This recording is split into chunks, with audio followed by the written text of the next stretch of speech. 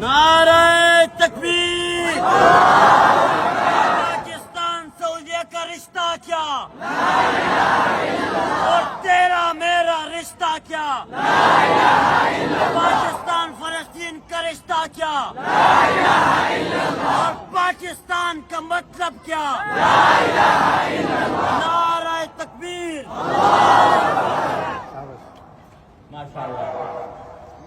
بسم اللہ الرحمن الرحیم، الحمدللہ رب العالمین، والصلاة والسلام علی رسولہ الکریم وعلی آلہ واصحابہ اجمعین۔ بھائی جمعہ سے پہلے میں آپ حضرات سے آج کے دن سے متعلق اللہ پیش کر چکا ہوں۔ نمبر 1، اللہ تعالیٰ کا شکر۔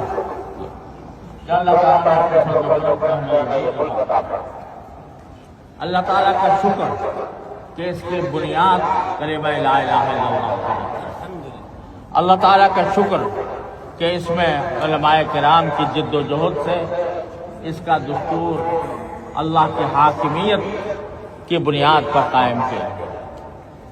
دوسرا کام ہے استغفار، کہ ہم نے اس پورے عرصے میں ہم نے عوامی سطح پر بھی اور حکومت کی سطح پر بھی جو اصل مقصد تھا اس کو پورا کرنے میں بہت کوتاہیاں کی، اور جس مقصد کے لیے یہ ملک وجود میں آیا تھا، اللہ تبارک و تعالیٰ نے اپنے فضل و کرم سے ہمیں عطا فرمایا تھا، اس مقصد کو پورا کرنے میں ہماری بھی کوتاہیاں ہیں، حکومتوں کی بھی کوتاہیاں ہیں، اور جو حکمران آئے ہیں انہوں نے اس بات کو بڑی حد تک فراموش کیا کہ یہ ملک اسلام کے نام پر بنا ہے، لہذا اسلام کے خلاف کوئی بات یہاں پر نہیں ہوتی۔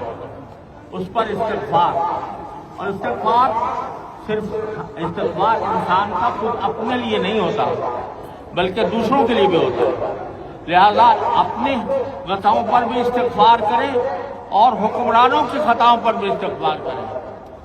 اور حضور کریم صلی اللہ علیہ وسلم نے فرمایا، اللہم اغفر لنا وللمؤمنین والمؤمنات والمسلمین والمسلمات۔